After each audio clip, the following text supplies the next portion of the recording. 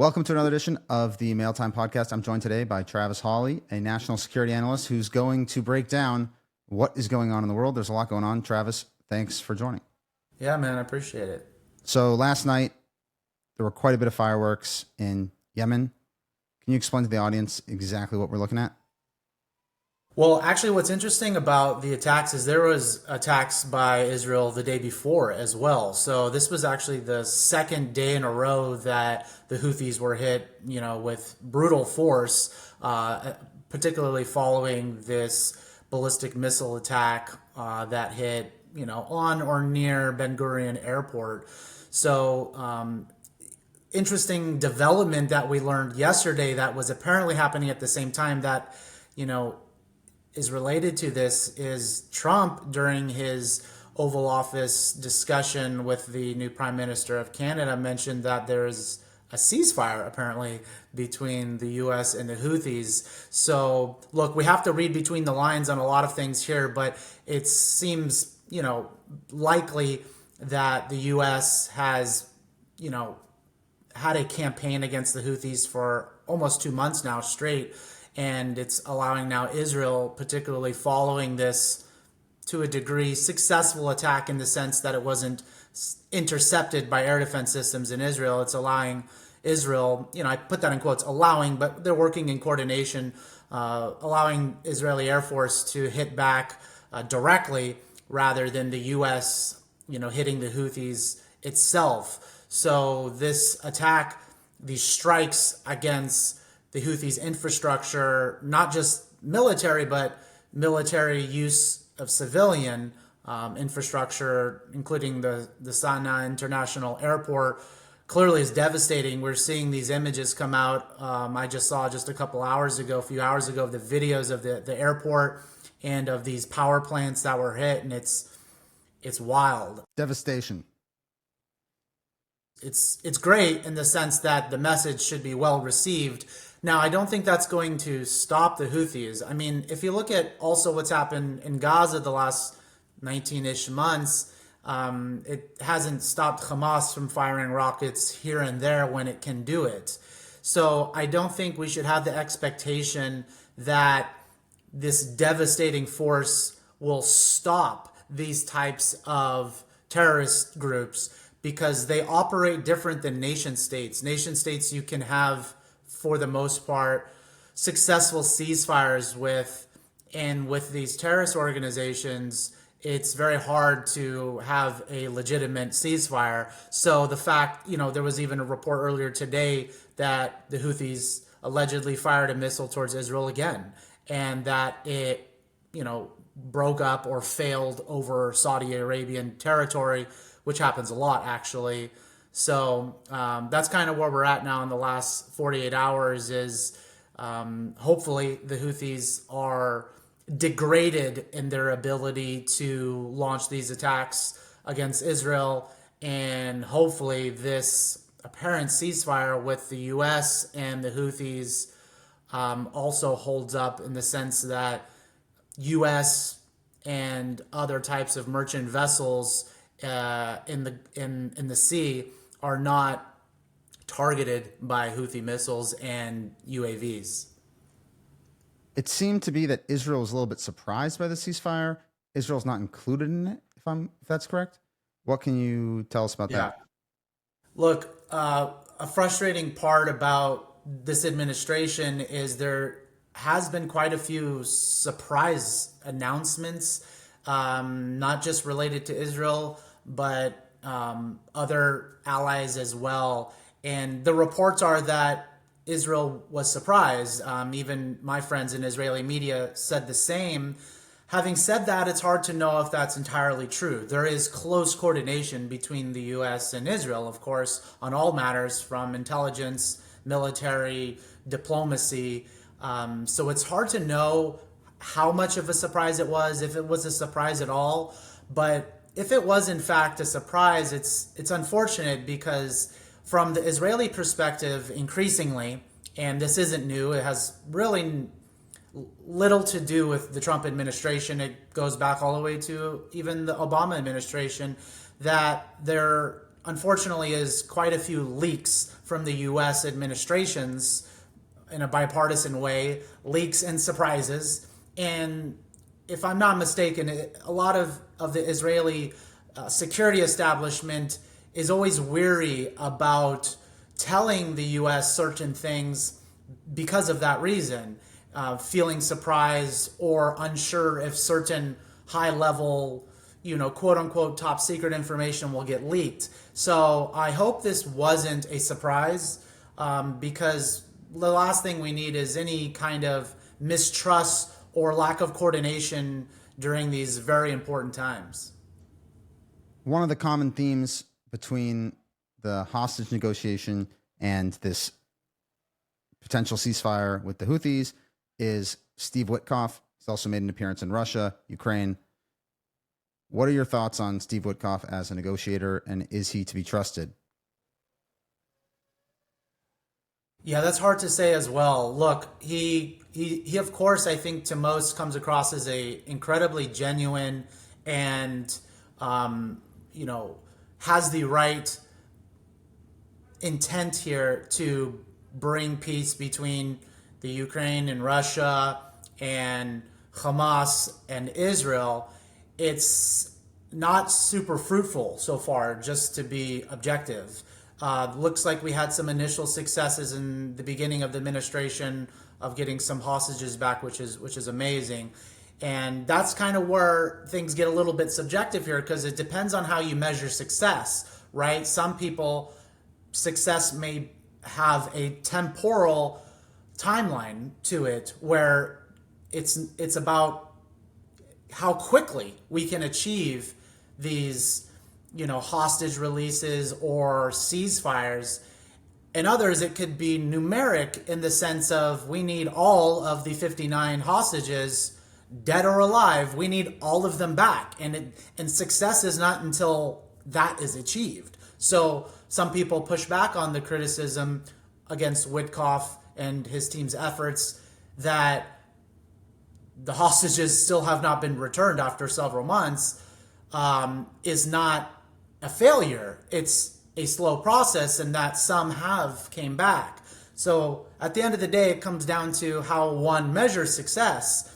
But objectively, there has not been the return of all the hostages, and there is no ceasefire between Russia and Ukraine. So far, I think the promise and the attitude from the administration before the swearing in the third week of January up till now has not been achieved.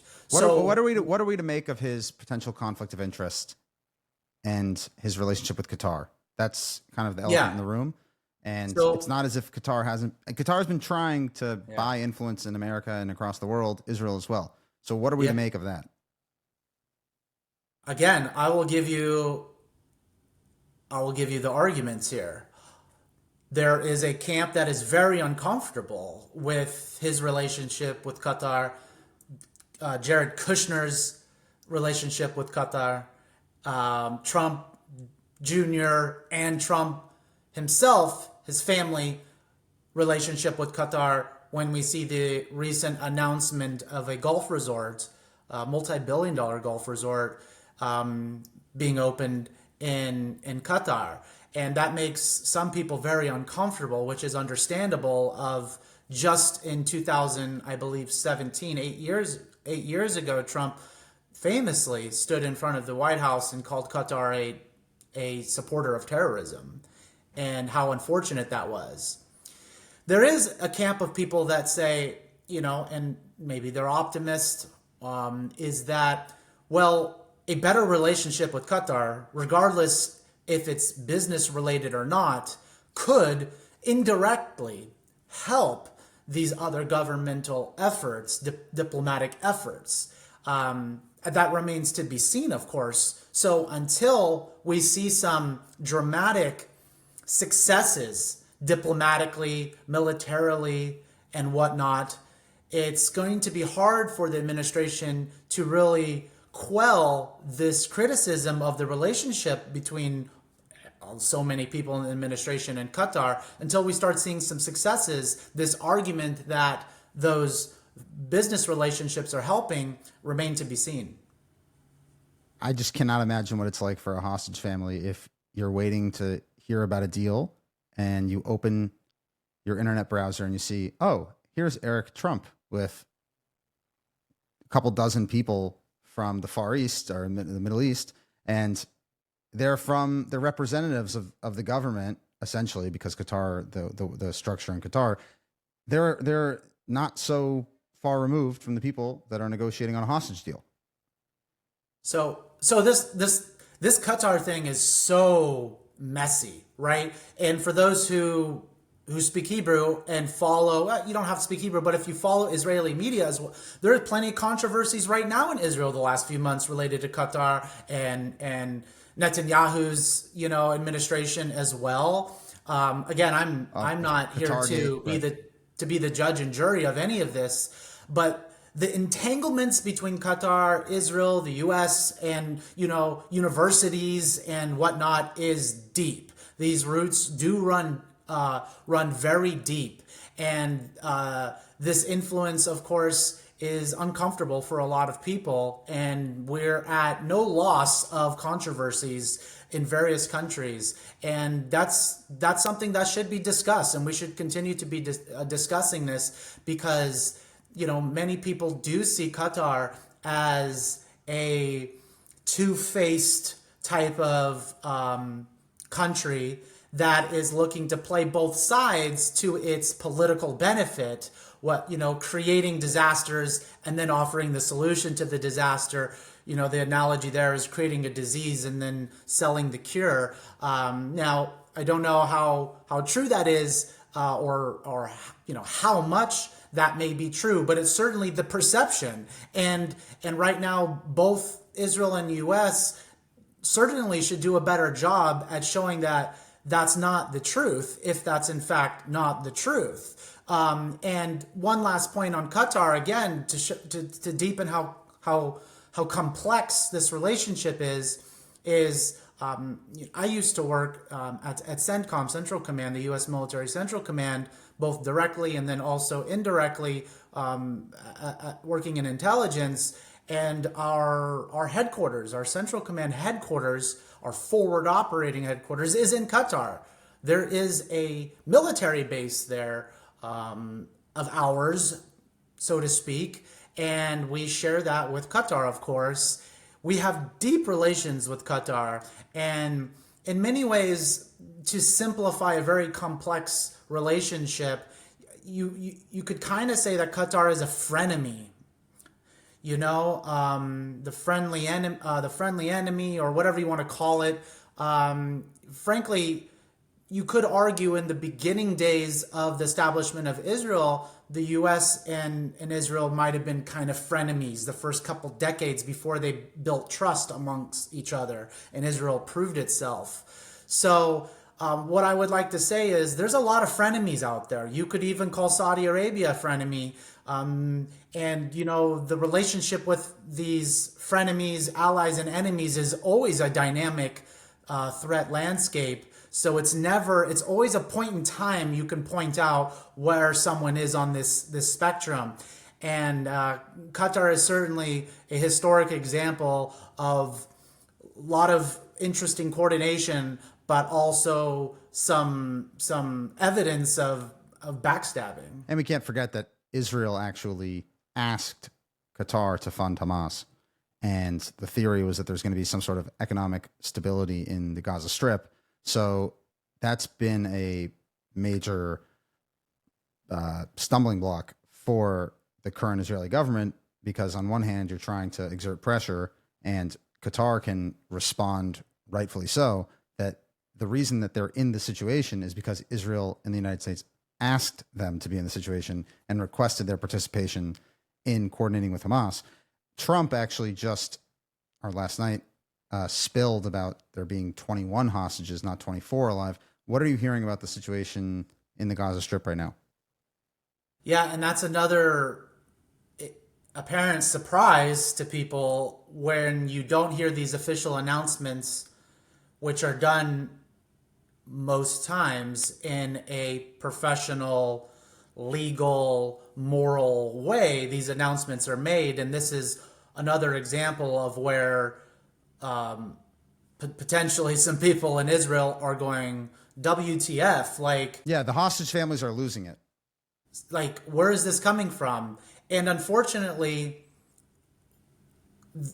incorrect information does come out of this administration, speaking from the US, not always intentionally, but poor sourcing, poor wording. And that's the problem here, is these types of announcements can be really harmful, especially, as you said, to the hostage families. And it's hard to say, like, again, feeling a little bit cynical because of this media landscape is like, is that even true though? Like, is it 21? Like, we all kind of believe it is, frankly. You know, we saw Sarah Netanyahu, you know, under her breath say probably less, pachot, when Bibi was talking about the hostages just like a week or so ago too. I think people understand and expect that, sadly, it is likely less than 24. But the way that it's being communicated is poor, to say the least. Now, in terms of Gaza, some interesting timings happening right now.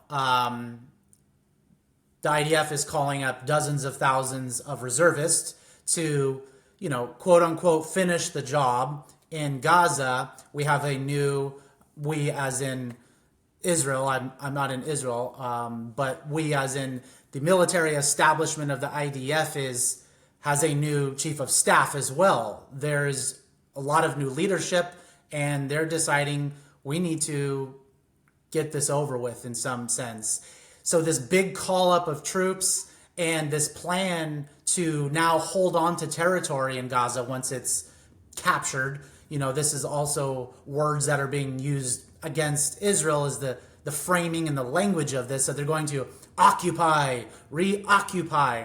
But really, from a military standpoint, that's not the best way to describe it. It's, instead of clearing out areas for terrorists to just return to them once you move on, it's to clear out, hold the territory so they're not reoccupied by Hamas. So can I ask the obvious question? Why wasn't this the plan all along? Isn't it only logical that you would clear out the enemy and then move forward?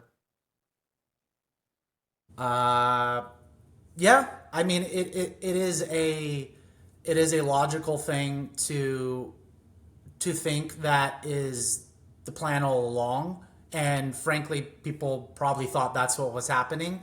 And why that's not happening, well, I certainly cannot answer that, but understand we did have different leadership and a different operating environment at the time. So who knows what the reason for that was? Think about it. Both Israel and the US had different leadership, right? From the Biden administration, and Blinken, State Department, certainly was exerting pressures and demands, and for all we know, policies that maybe the IDF was following. You know, I don't know this to be a fact, but that could have influenced how the IDF operated in Gaza. And now that the Trump administration's in, now that Eyal Zamir is the chief of staff in Israel, things are different. Let's just be honest, things are different.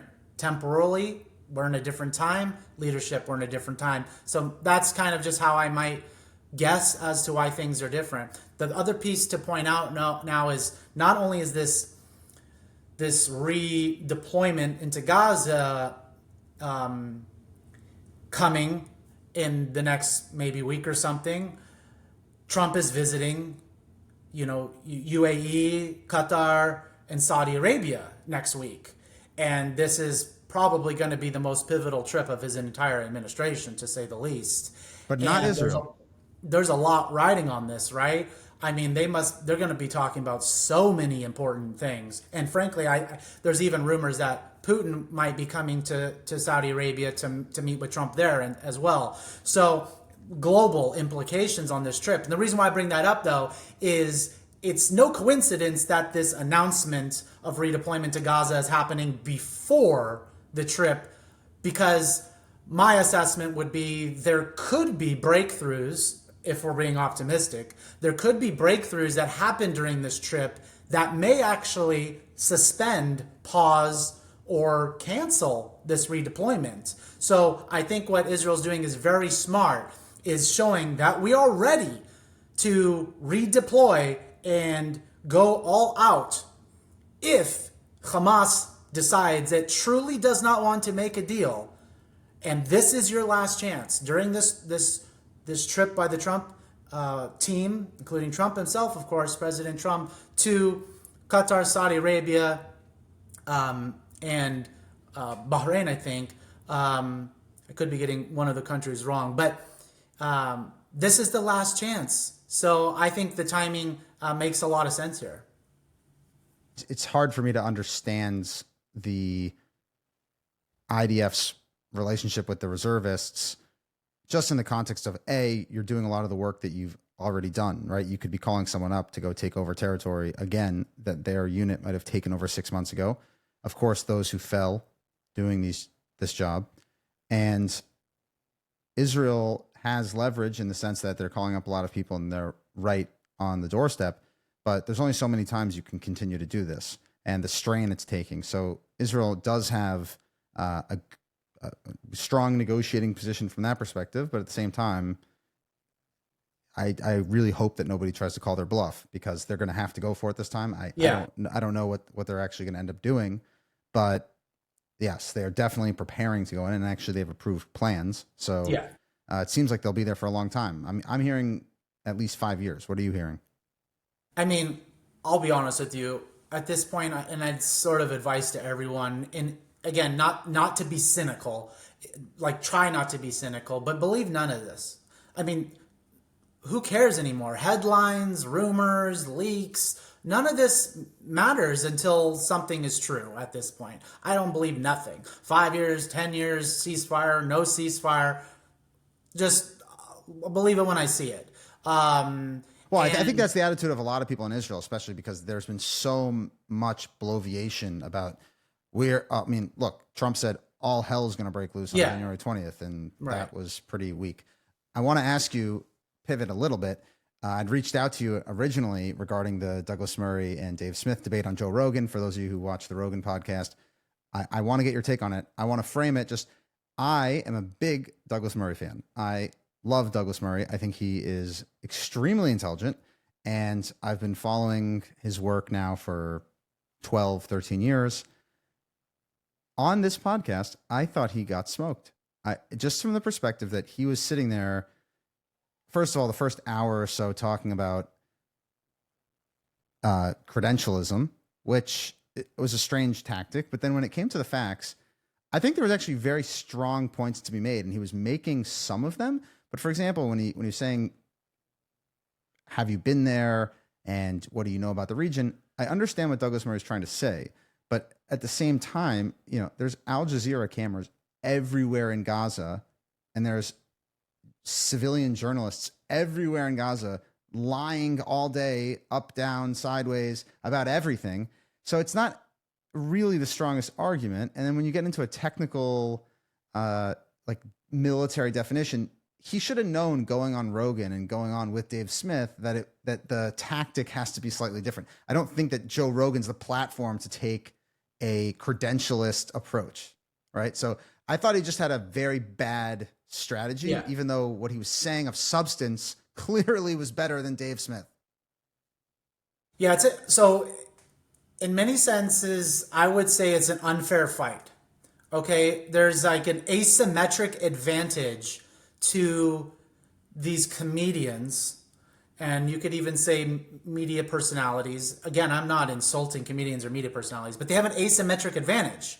They are not journalists. They are not experts. So what they can do is say crazy things, say unsubstantiated things, not bring evidence, say something funny, say something cynical, sarcastic. They can use all of these tools, and then when they're called out on it, they can say, oh, wait, but I'm not an expert, and I never said I did. They have a checkmate that they can use at any given time. So it's not a fair fight, first and foremost. And I would advise people to not have on camera unfair fights, because it's a race to the bottom. And if you are more experienced and educated on something, a race to the bottom means you're stooping to their level. And if you do that, you will be the one embarrassed. And especially if it's a comedian or something, they're going to be quick-witted. And quick-witted will get the clips, will get the virality, will make you look stupid no matter how smart you are. So that's the first mistake, is agreeing, in my opinion, to even have those conversations, which is unfortunate, but you have to know what you're getting yourself into. And I think he certainly did, but he was just being too nice. And that's an unfair when you have two comedians and you can't expect to have some kind of logical, fair, nuanced conversation. So I think Correct. that's So but he knew that going in. So I think he should have approached it just because Correct. Douglas Murray's very witty. He could have the conversation. He just didn't. Yeah. Let's be honest. He's also a human. He's going to make mistakes. Right. Yeah. He's probably also was nervous. He also probably felt like he was cornered. Like it can change your behavior as well. I'm sure he was a little bit in some fight or flight. Doesn't matter that he's an expert in these topics. I would be sort of nervous too, feeling 2 against 1, and they're giving you kind of an attitude too. So then there's 100 million people that are going to see it. Yeah, but to your point, I actually do agree as well that you have to know your audience, okay? And one of the things that's interesting, and some of us like about Douglas Murray, is his points are very cutting. He has a very interesting voice in a way he articulates and pronunciates things. Well, to a certain audience, that can come across as condescending. So I also think he could change his delivery, right? You don't need to necessarily overly soften, but you can articulate your points more conversationally in a podcast like that, instead of doing the debate, because it's not a debate. It's not about who can out-intellectualize someone, because that's not what this forum is, right? Exactly. So I think he did make a mistake in his delivery as well. I work in strategic communication, strategic media as well. It's the same thing. You have to go in with a plan and understand, how can I communicate what I know, what I think, what I believe, so that there's the greatest likelihood that the audience will receive my points, He whether or literally, not they accept them or not. when Dave Smith started talking about Ehud Barak, he could have just responded, "You mean Jeffrey Epstein's friend, the guy who went to Epstein Island? Like this is the expert that you're quoting against the Israeli government, the one who has now spent the last 15 years attacking everything that Netanyahu does because he has a personal animus for Netanyahu, when he's not hanging out with Jeffrey Epstein." If that's the response, it's a very different conversation. But instead, he's like, "Oh, well, you can cherry pick one expert." Like, no, you can engage on that level. So here's my own personal style. Again, hard to do. We're all emotional, and Right. we all have ego. My personal style would be, though, is to try to always keep the blood pressure low. Right? And actually not try to dunk on the person. Try not to insult the person. Try not to destroy their points, and rather ask questions, right? If they say something outlandish, they say something unsubstantiated or weird or confusing, ask a question. Instead of telling them they're wrong or something like that, you can ask them a question and give it back to them, so that the response doesn't feel like you're attacking them. Now, again, some people will disagree with that approach, but I think, again, at the end of the day, if I'm trying to optimize for success and changing someone's mind and getting them to actually listen to me, so we're not just talking at each other, right, I think there's a different way to bring up points and to get to a point through a different angle, rather than going straight into it with the most cutting or emotionally charged words. Right. And I do think that from this debate, we did learn quite a bit, in the sense that there is a problem in how people that see the truth of what's going on in the Middle East present that truth, in the sense that I don't know if it's necessarily side, because there's so many different angles and sides to this, but there are a lot of people in many different shows that are not interested in having a more advanced debate. And there's a lot to be said for being able to participate in those forums in a proper way and in a strategic way. And it is challenging, because you have, the Tucker Carlsons of the world and Candace Owens and all these other people, and they're extremely well produced programs. They're saying sophisticated things, so it seems to the average viewer, and so much of it is just poisonous. And I think that as a whole, it's a good learning lesson about how to engage and where to not engage, because at the end of the day, it could end up doing a lot more harm than good if you don't handle it properly. And I'm not sure how everyone will learn from it, and what the lessons that will be implemented. But I do think that there's something to be said about getting Israel's case, or the case for a strong America in the Middle East, getting it out intellectually, and so people can actually understand it. Frank Luntz once told me, "It's not what you say, it's what they hear." And I think that it's a bit of a challenge. And it's not. I'm actually not one of these people that just says, "Oh, throw out all these shows," because I actually love watching Rogan. It's extremely entertaining to me. But I think there's a way to engage with it and not be patronizing, and actually use the argument, and use the arguments well. I mean, if you look at what Tucker and what Tucker's been doing. By the way, have you been surprised by Tucker's latest shtick? Not entirely. Look, there is whether it's hard to target whether it's this libertarian kind of minded people, Dave Smiths or Tucker, or if you want to call it woke right, whatever the terminology is, there certainly is this movement of self-hating Americans, isolationism, and just trendy conspiratorial editorial.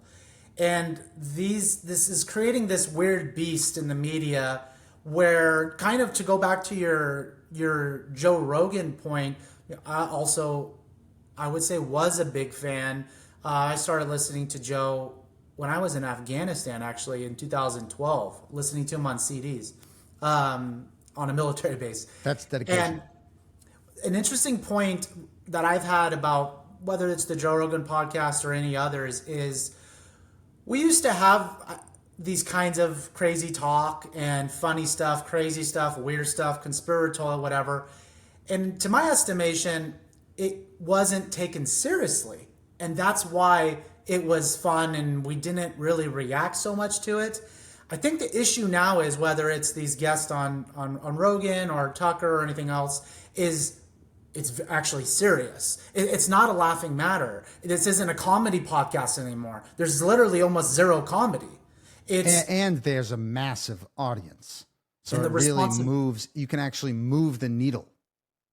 Correct. And that's the problem I have with all of these podcasters, influencers, and even with any president. Let's just say any president.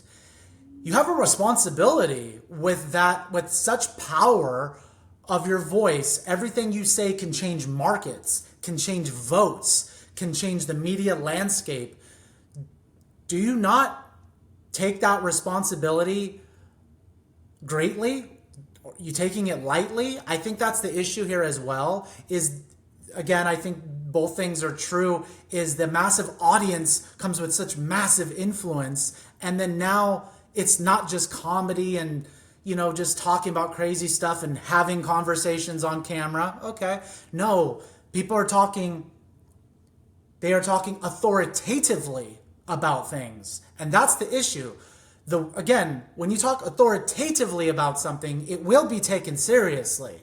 as if you were an authority on that topic. When you're joking, smoking weed on a podcast and, whatever, then people understand in that climate to maybe not take everything, so literally. So this issue with Tucker and everyone else, I think, is in part this culture of media is changing. The political landscape is in shambles in so many ways too. And also this just trendy. Right now, let's just be honest, what I call, you could think of your own name, the Jew hate industrial complex, the Israel obsession industrial complex. I don't care what term you use. It's highly profitable. It's part of the attention economy. If you want clicks and views and engagement and shares and followers and money and all this stuff, you should be talking about that. And that doesn't mean everyone talking about Israel and Gaza, of course, are doing that. That's certainly not true. And it's important to talk about the war and whatnot. And it's important to criticize both sides, I suppose. But that's not what's happening here, is we have an explosion of people, including probably Tucker, whether it's conscious or not, that are jumping into these conversations, not because I think they genuinely care, but because it is profitable. And this is where you get the attention. And in a PR or social media world, you might even have a terminology for this called newsjacking. It's to intentionally find the trending topics and find a way to insert yourself in it. And here's my biggest, well, one of my biggest problems, building off of what you just said, is that they've actually now turned it into not just alternative media, but they're using the same principles that the traditional media always uses and was so upsetting to the alternative media. Right. So now Tucker, he'll have sit-down interviews with people that he wants to talk to. Or Rogan will say, oh, people that are interesting to me, right? But that's very different than, say, a Larry King style show where people are calling in and you're having actual engagement and there's thoughts. Everything is controlled. The whole reason why people said you need podcasts, you need everything else is because the mainstream media is lying. But now you'll have one whack job go on Candace Owens. That clip will go viral. Then they'll say, let's go bring someone from that show to now talk to Tucker. And then they'll build off that, and they only bring on the people that they're interested in talking to because they support that view, which is exactly what they accuse the mainstream media of doing. Yeah. So they're not actually having an intellectual conversation about something. So also, this is my assessment, and I've been very vocal on social media about this, and I think I can back it up with data as well, is everyone loves to complain about the mainstream media and legacy media. And certainly it deserves a lot of criticism. And what I would say is new media is worse. And it's worse for several reasons. For one, you pointed out, they're doing the exact same thing. I think it's laughable. And I have plenty of friends who are in the media and are journalists. But I do find it laughable that we say the mainstream media is dishonest, but no one wants to talk about how dishonest new media is. Especially the conflicts of interest. To me, it drives me crazy on the right because I know them. It drives me crazy on the left because it's also obvious. It drives me mad. There's no disclosures. Oh, exactly. It's the wild, wild west. So here's the thing. Here's some of the things that clearly were imperfect with the mainstream media, legacy media, whatever, is these people, it was a profession, truly a profession, that people went to, journalism school and things of this nature, worked in media, worked their way up. They learned the profession, they learned the ethics, the morals, the strategies, and it was truly a business in that sense to be held to account for the things you reported.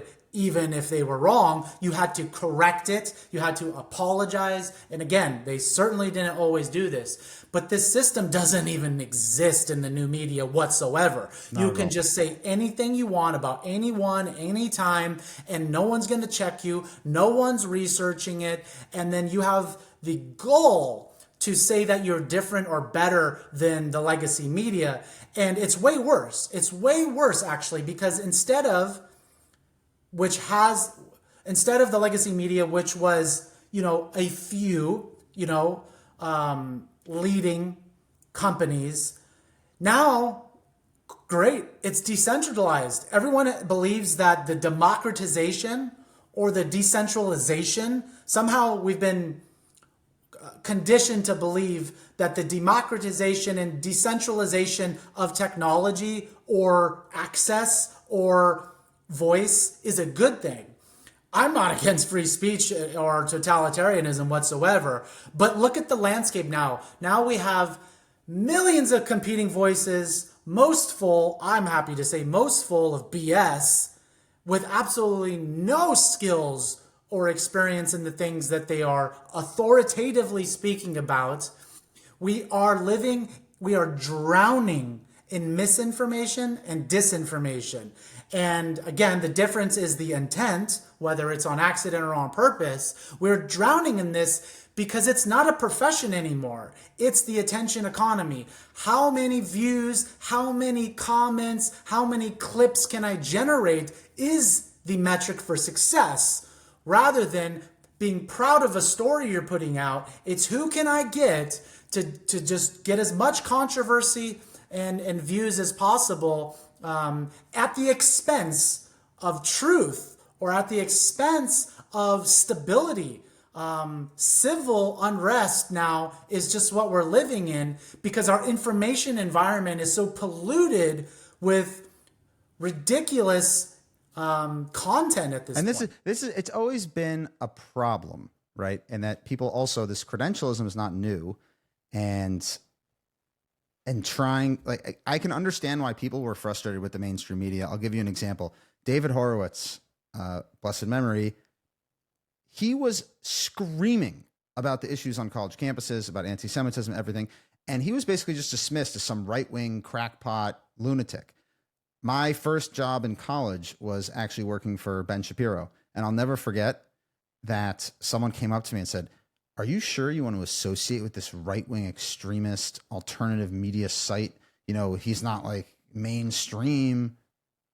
Of course, now look, but so I understand why people are upset at the protectionism, but like you said, now we're just it's just the whole atmosphere is just polluted, and then the criticisms of the mainstream aren't always actually real. You know, there was a story that ran in the New York Times that was very critical of the Israeli army, and I know for a fact that it's 100% true, and it's something that has to be grappled with. Do I want to talk about these kinds of issues?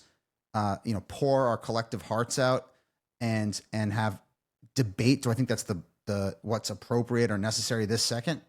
Not particularly, but people were just like, "Oh, it's the New York Times. No way it's true." Right. And I'm like, I have a question. Can you just call any soldier and ask them if they know about what's going on? And they're like, "Oh, but it's the New York Times." I'm like, no, why can't you just evaluate the facts?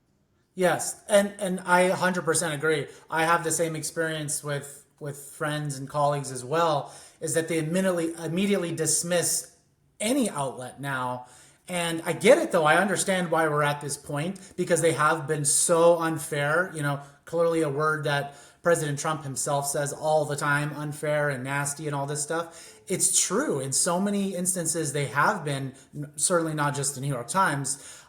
So I get why, because again, we've been demoralized. We've lost trust in all of our institutions, and those institutions include the media. But I agree with you, at least from my perspective. What I do is I have extreme caution in what I believe, but I will then go hunt down, to the best of my ability, the truth behind the story, regardless of what outlet it is. Left, right, center, independent, I don't care what it is. It may be true or it may be false. So to me, I just see all of these outlets now as a lead. It's a lead. And now, unfortunately, it's incumbent upon me and incumbent upon all of us now to go chase it down, but chase down the truth if we can. But I do not believe immediately dismissing anything from, whether it's from New York Times or whether it's from Fox or it's from any fringe outlet. It could be true. Now, we just have to we need some media literacy. This is the problem now, because of all of these incentives, value structures, business models. We have to have some pause and understand the bias, that they all have, every single one of them has, and act accordingly.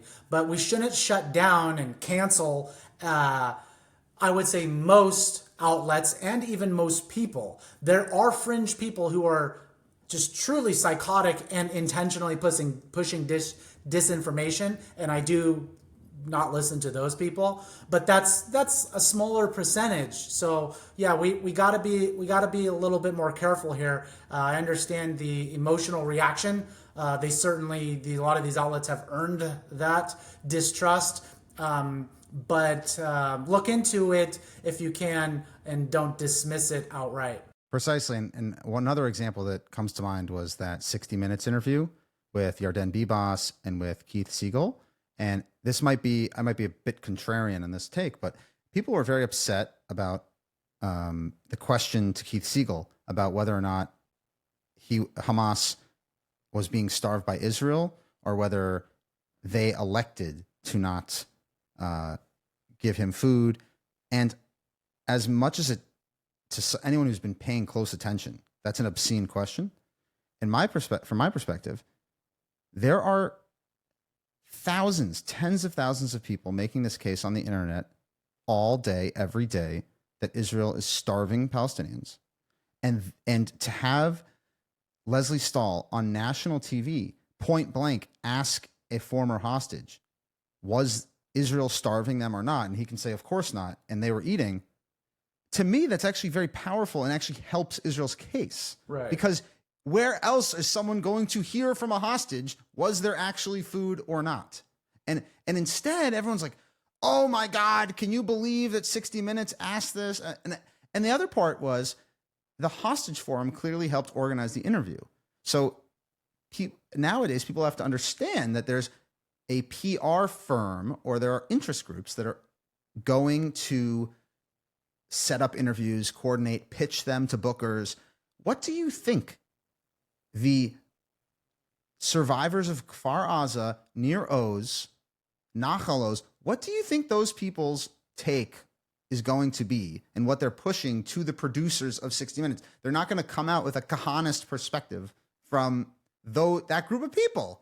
So of course, like, you have to understand the slant. But just to throw the baby with the bathwater, to me, is a little bit obscene, and it goes overboard. And I'm trying to be intellectually honest. It undercuts. And again, just because we're talking about a couple instances here, the other side does this to the extreme, right? So they'll say, Right. "Oh, this is the Zionist media Right, complex," for or sure. if you say anything positive, you must be paid, or I'm not saying, but like, at least on our side, when I see it, to try to get to better solutions, I think it's important that we just stay focused on getting to establishing the truth and people telling the truth and actually having that as a value. And remember that the reason why people were upset with the mainstream media is because they weren't telling the truth, not just to say, oh, well, now we're going to create our alternative reality structures over here, and because we own it, we get to decide what's there. I think it's a very dangerous game. So the issue that I also have pointed out, and of course I can see it in myself, it's natural at this point. I feel like we're just living in a permanent state of fight or flight, is we're now in, and we have been in, outrage culture. We live in outrage culture. Certainly this started around Trump's first administration. It's not just related to that. You know, people call it TDS and all this type of stuff. But apart from that, every topic now we're outraged by. It has nothing to do with, you know, any country, any group. We're just outraged by everything. And the issue I have, and I'm, you know, trying to hold myself to the same standard, which is tough too, is I'm telling people, like, we can't be outraged about everything. We don't have the capacity. We don't have the emotional battery to do that. Pick one or two things a week to be outraged by. I don't know. Find a threshold. We can't just be mad at every single news report, every single event, every single anti-Semitic event or whatever. Again, I don't blame people. It's natural. This is the environment we live in. But we need to consciously mitigate and reduce are outrage to everything. Everything cannot be outrageous. Okay? First of all, is that a world we want to live in? And truly we have to ask ourselves, is this thing actually outrageous?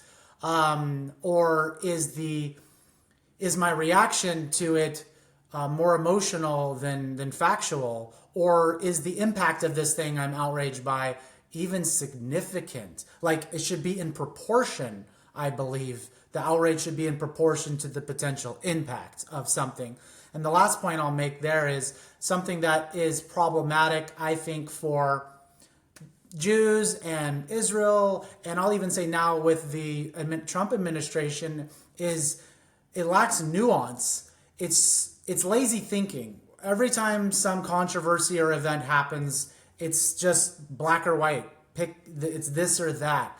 And I think it's in all of our disservice to act like there isn't nuance in a lot of this crazy stuff happening in the world right now, as if there is a very clear reality, or as if there is always just one side to something.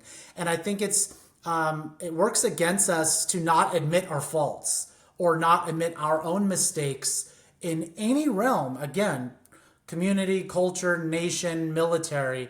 If you really want to earn trust, and we want to be in this new alleged era of transparency, then you can't just talk about your wins and deny all of your mistakes and blame them on other people in other conditions. And I think that's another cultural change that we need right now, is to look at ourselves and understand that there is nuance, and we need to hold ourselves and our teams, whatever team that is, accountable as well, and stop being outraged by everything.